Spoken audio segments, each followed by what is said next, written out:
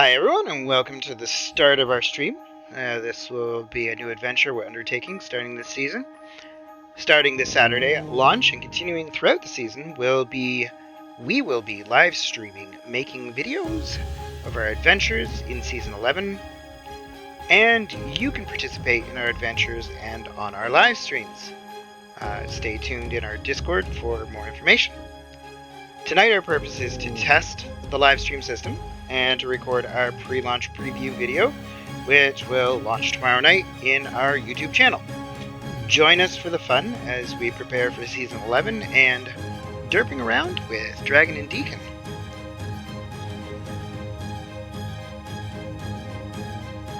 Awesome, thank you, Dekkan. This is Dragon. So as Dekkan said, we're going to be running through some things, talking mostly about the features we're going to have on the server for the season. And so I will go ahead and go into some of those things. So I have a really nice long list, and I'm going to go through some of the things that most of you already know. But in case we have some new players, they can reference this to be able to know those things. So we're just going to run through most of them really quickly. So first of all, with the armor stand editing will be returning. We will be using the version where you need to hold flint and click off to the side of the armor stand. Bundles will be returning. Those are craftable with the default vanilla recipe. It will make one bundle. Our famous Chud toggle command to show coordinates will be returning. Mob heads will drop with a small chance if killed by a player. The vanilla mob heads work the same way as in vanilla. Elytra this season will only work in the end. Once we open the end, we will not be doing that at season opening time, but we will let you know how long that's going to be. Most likely it will be somewhere between 1 to 2 weeks before we open the end. Elytra will not work in the Nether or the Overworld, but once again it will work in the end once you're able to go there. Later in the season we will open it up to all 3 worlds. Player graves is a new feature that we have this season. So to offset the end purpose, they will not work in the end, but they do work in the Overworld and the Nether. So if you die, a head is placed and you go back to the head, break the head, and your items go back to your inventory. So that's the way to get ahead, is what you're saying, right? That's the way to get ahead, exactly. That's the way to get ahead. Okay. Just making sure. Exactly. Yeah, and totems are going to be able to save you from the void if you do happen to have totems. Totems also will work anywhere in your inventory. So make sure to get you some totems as soon as you can. Another purpose to go to those mansions also will be the new armor trims, which are available in 1.20 now. So one more reason to scout those out. The famous sit, lay, crawl commands will be back. The crawl is very useful to fit in tight areas sometimes when you don't have an elytra to do the little trick. Auto crafting will be making a return this season by using dispenser. Dekkan is very happy about that one, I'm sure. Very, very much so.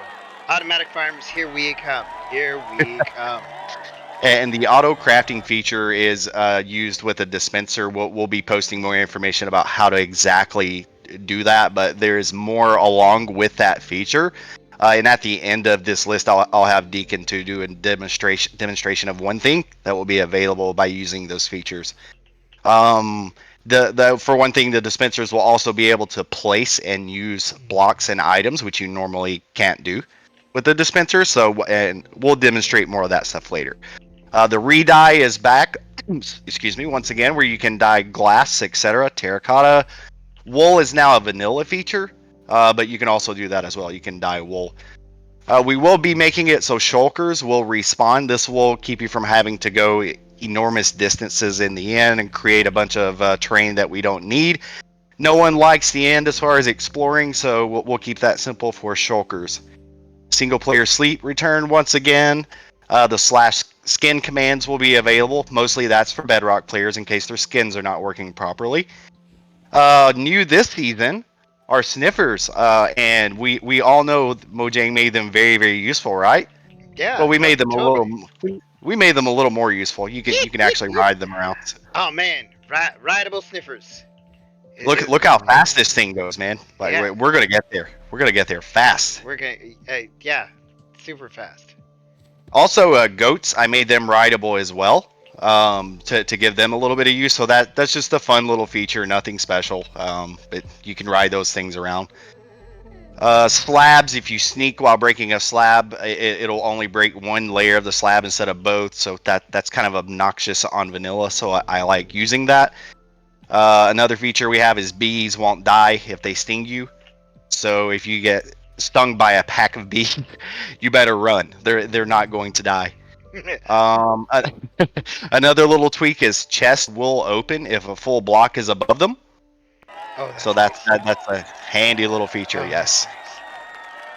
nice. And most of the mobs that you can ride, including the vanilla ones, such as horses, they can cross water with you on them.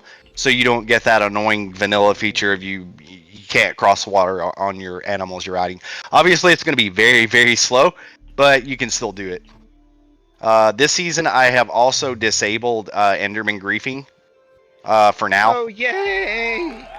We will probably leave it that way. The reason for that is this is going to be a long-term season. We're going to have this world here a long time, and because of that, Endermen make really big messes if you let them keep griefing.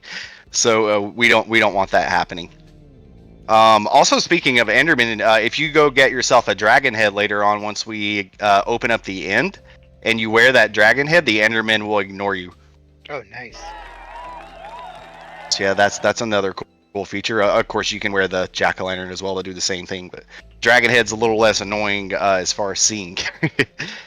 Golems, we do this usually. We're doing it again. If you hold a poppy while they're angry, they will lose their anger towards you. So, and they'll take your poppy as well. So Nice, nice. Phantoms will ignore you if you're holding a torch. That's a returning feature for us. Just letting anyone new know that in case you don't. You can hold that in your offhand or just in your main slots. Any of those will work for you. I've also changed the amount of nights it takes for phantoms to spawn from 3 nights to 5. Oh, that's a nice thing. The shulkers, we mentioned a little bit about those earlier, and we've done this before. We're going to do it again where they spawn with random colors. So it's kind of cool to see the different color shulkers. It's only visual, does not affect shells or anything that they drop. It will still just be vanilla shells that they drop. Once again, we've activated better mending, which means when you heal your armor with XP, it will always go to the most damaged items first instead of randomly or to items that are already repaired. So less XP needed. Glowberries. Eating a glowberry makes you glow. We also, we're doing invisible item frames this time. You don't need to craft them or do anything special. You simply place down an armor stand, put an item in it, hold down shift and right click, and that item frame will be invisible. Trapdoors, we've changed the vanilla recipe. It only used the same recipe. Instead of giving you 2 trapdoors, you get 6, and that's for all trapdoors. Oh, that's nice.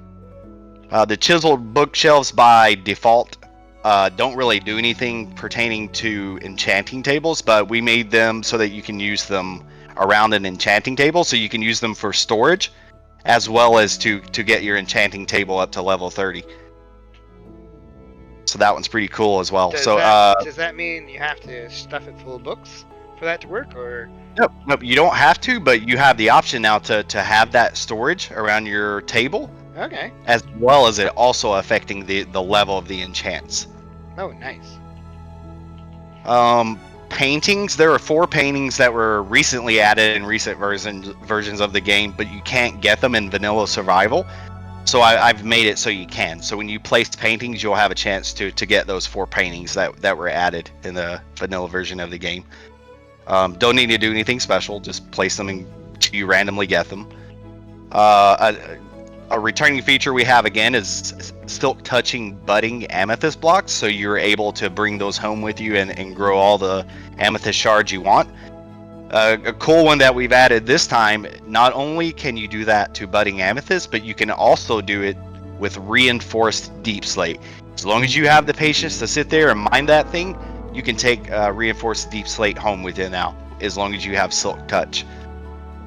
And the last feature, that I want Deacon to demonstrate for us. So speaking of yes, the dispensers, this is another thing that we added that kind of goes along with it's not really with the dispensers, but it's kind of in the same realm that causes this to happen. So you're going to be able to crush cobblestone, and you're going to be able to crush granite. So see how Deacon's got this anvil up there, and he's going to get rid of the block between the anvil and the bottom, and I'll let him go through this process with the rest of you and tell you what's going to happen. Okay, here we go. Basically, if you have your cobble, anvil, boom! Whoa! Instant sand. So, for those of you who are saying, we can't get sand through any other method anymore, well, now you've got a new one. There you go. There you go. Absolutely, and the reason I mentioned this with the dispensers, the relation to that. So if I place a dispenser, I put an anvil in it. Let me just put a button for simplicity. This thing can place that anvil. You make that thing fall on your cobble, turns it into sand. It's up to you to create a system to make that automated, but that is fully possible now. Absolutely. That sounds awesome. I am looking forward to this dispenser stuff, right? And I'm sure everybody else is looking forward to that too. Okay. Is that where we're ending? Do we have more? Do we have more? I think that's it. I mean, we have we didn't show you the cherry blossom biome. Do you want to see that? Yeah. Show me. Where's the cherry blossom biome? It's right here. Right here. What do you mean right here? You don't see it? These pink things? Yeah, that's the cherry biome. Really? Really? This reminds me of our search, and when we found that one mushroom island biome back in season 8. Oh, that was great, wasn't it? Great. It was a single block. I mean,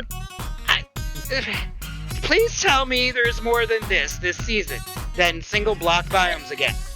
I don't know, man. Maybe we should do a large biome season and start the world in a desert spawn.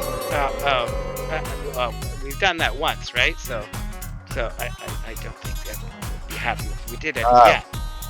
But you know, hey, if we get more cherry blossom biomes, then by all means, I think that's a good one. Yeah, I guess it'll be all right, Deacon.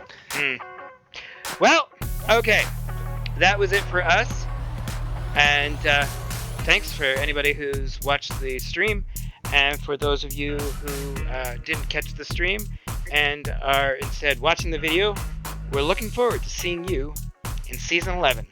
Thank you from Deacon. Bye, guys. See you later. Oh, I see what you did there. I see what you did there, Dragon.